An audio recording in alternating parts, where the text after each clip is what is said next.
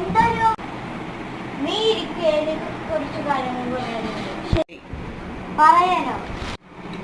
അച്ചുക്ക 10ാം class പൊട്ടോളൂ, അതാണ് എന്റെ ആഗ്രഹം.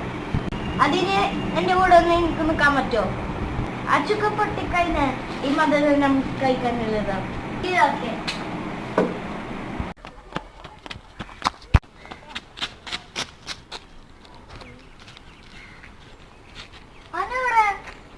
വീട്ടിൽ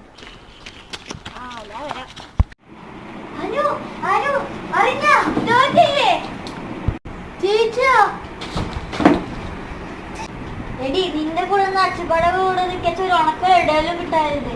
എന്തായാലും നമുക്ക് കുഴപ്പമില്ല, ഒന്ന് പോയോക്കട്ടെ.